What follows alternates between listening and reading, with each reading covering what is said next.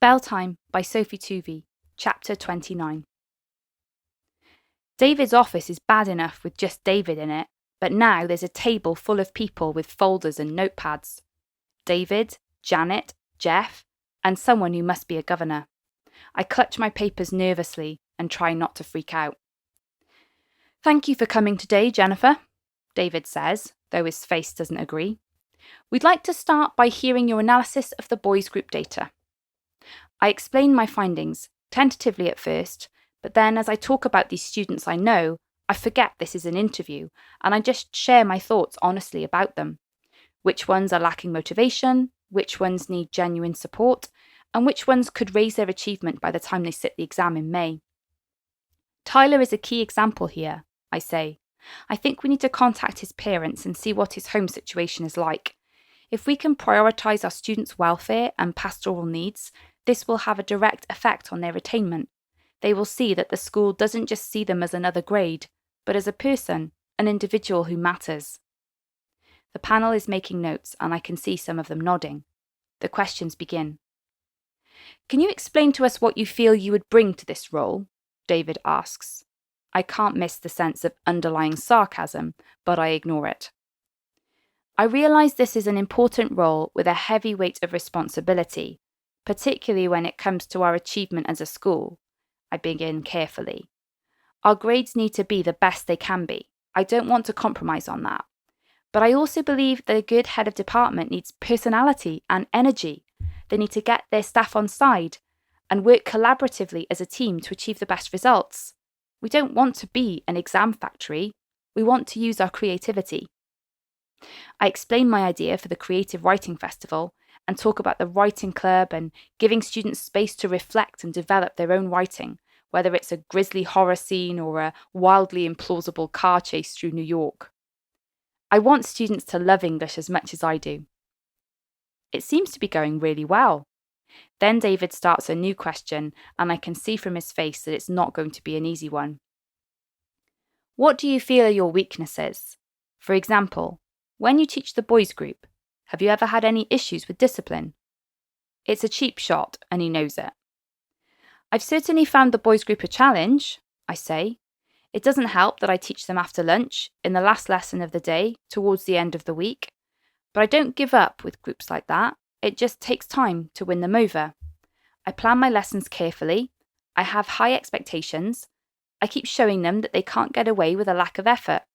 Gradually, I'm starting to see them respond."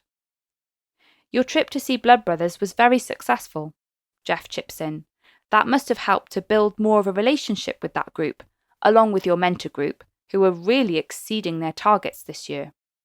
"Thank you, Jeff." "I think that's all we've got time for." Janet looks at her watch. "Thank you, Jen." Now it's just a waiting game. I return to the staff room, look for my lunch bag in the kitchen, then realise I forgot to bring lunch today. Ah well. "Jen."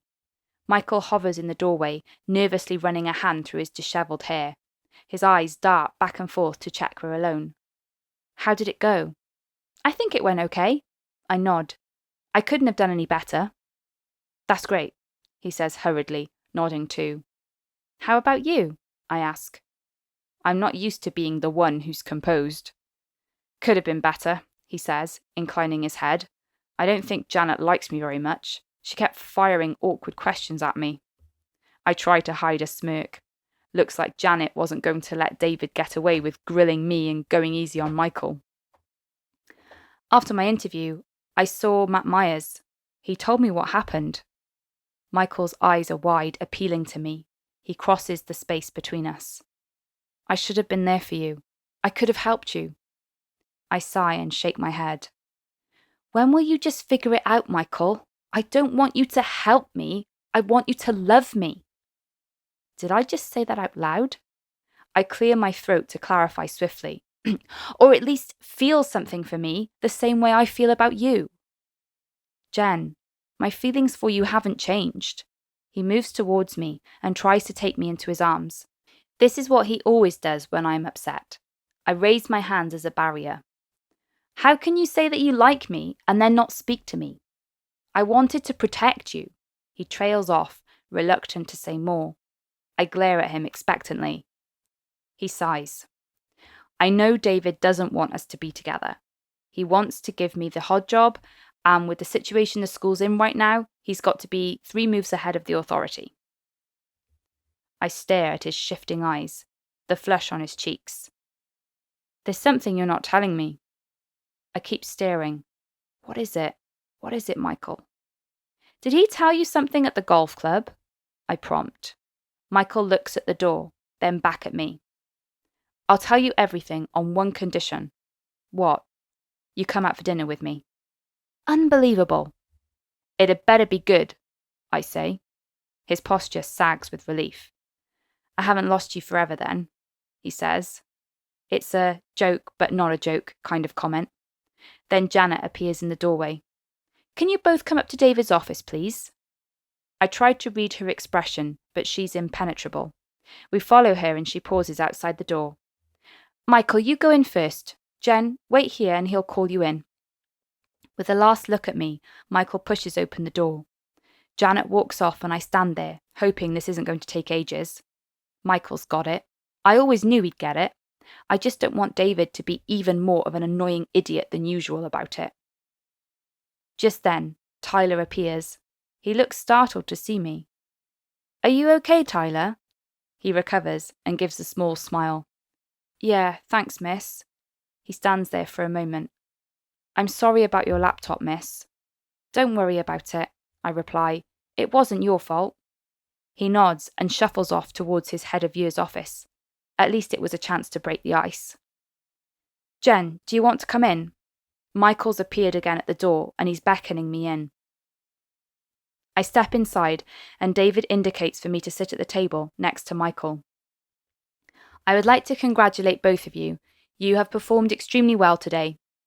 I raise my eyebrows and look sideways at Michael.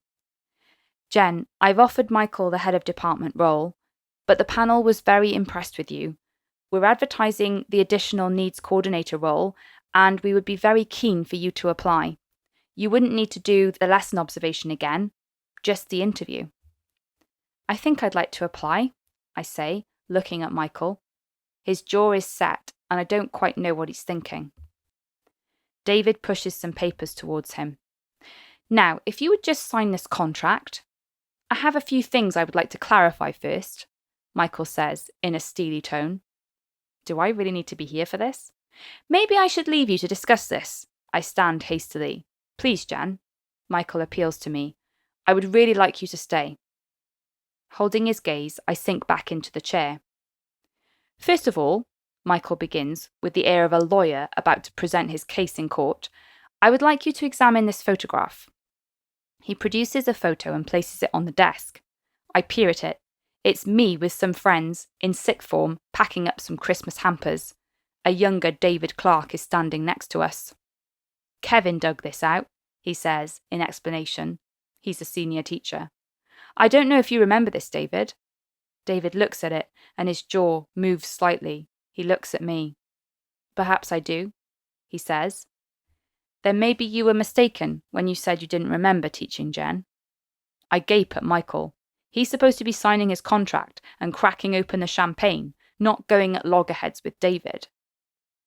I'm sorry, David says finally, holding out his hands.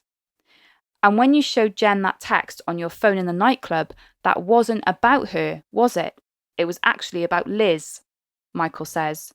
You've been trying to keep us apart. I was merely concerned. No, Michael cuts him off. We've given you no cause for concern in our conduct whatsoever. If you try to interfere in our personal lives again, I'm going to the governor's.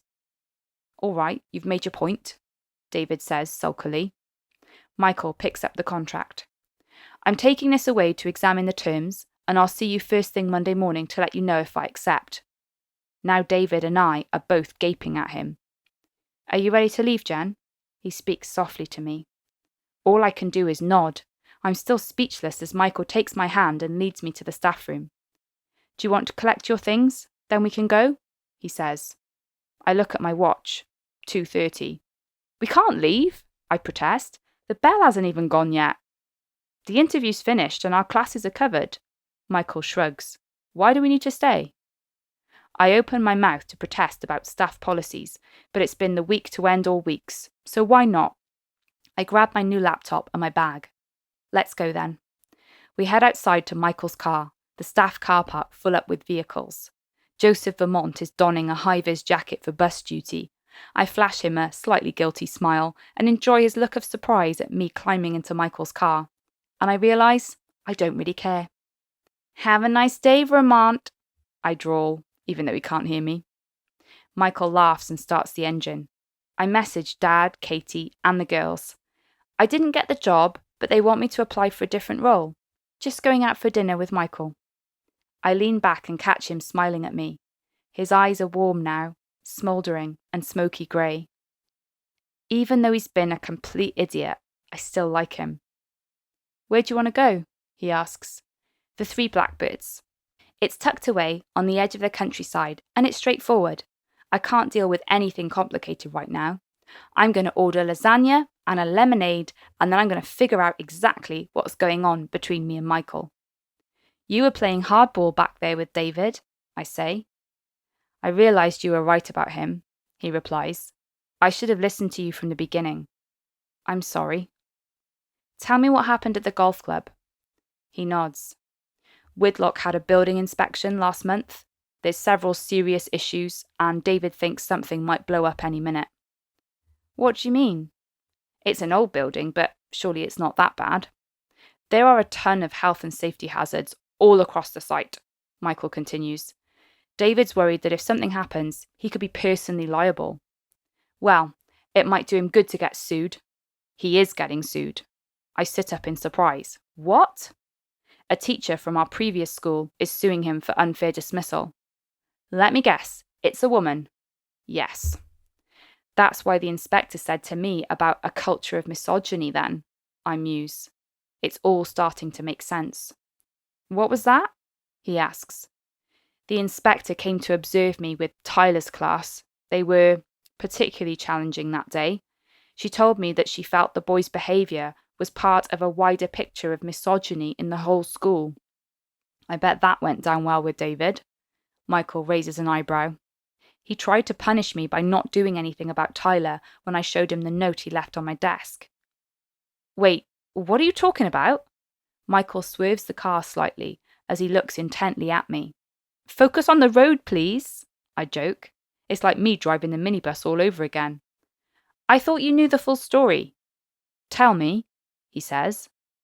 When I explain about the note and what happened with David, his knuckles turn white.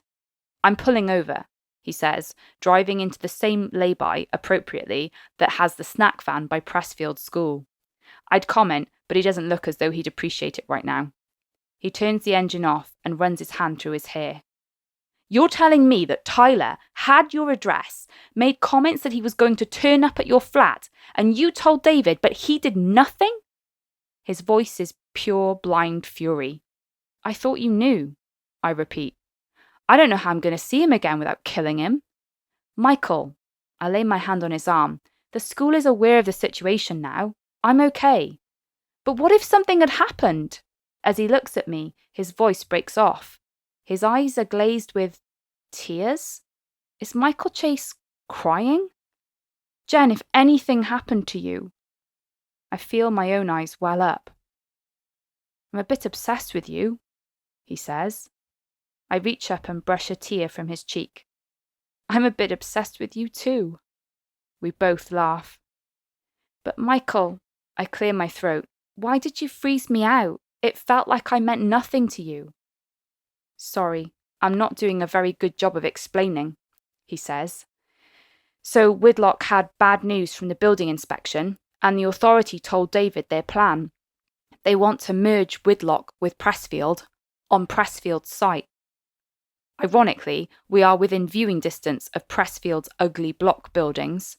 The kids are streaming out of the gates now, a Friday afternoon unstoppable tidal wave. Suddenly our little visit to Pressfield for the rugby fixture makes sense. He obviously wanted to suss it out. I wish he'd just told me why. The authority will sell the Whitlock site for development, he continues, and give the kids a shiny new uniform and say they're raising standards. I roll my eyes cynically. And there will be redundancies, Michael says. This is it, the bombshell he's been hiding. How many? I don't know. They'll offer early retirement packages, that sort of thing. But Jen, I knew that David had no idea what an amazing teacher you are. He told me if we continued to see each other, he would be putting you first in line for the chop.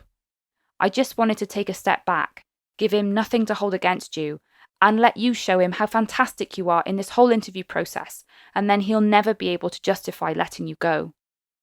He takes hold of my hands in his own. I thought I could wait for a week or two, and it wouldn't be that hard, but I was stuck up a mountain in the rain the night after the golf club, and all I could think about was you. I can never justify letting you go either. When we were back in school, I wanted to tell you everything, and I wanted to be there for you, but I felt that I was putting your job on the line, and that it would be selfish to do that. I could see I was hurting you, but I couldn't see a way out. He squeezes my hands tightly. I wished I'd known about that note, so I could have been there with you last night. Then you wouldn't have been alone. What would you have done? Joined in the punch-up? I joke. Listen, Michael, if this, I go back to using the gestures that he used right on the first evening we spent together, is going to be a relationship, then it can't be based on you being the rescuer. I'm sorry, but I want to be your equal. I want to be friends. I don't want to feel that I'm only interesting when you get to bail me out. You're interesting to me every day, he says, brushing my cheek. Whether it's a pineapple day, or a trip day, or a job interview day. And I'd say interesting is a rather weak adjective to describe my feelings for you. Here you go again, always having to go one better. Captivating, maybe? Scintillating? I pull him down to kiss me before he says anything else. The kiss is long and sweet, like summer and rain both at the same time. You know, Jen, this was never about me rescuing you, he murmurs. It was always about you rescuing me.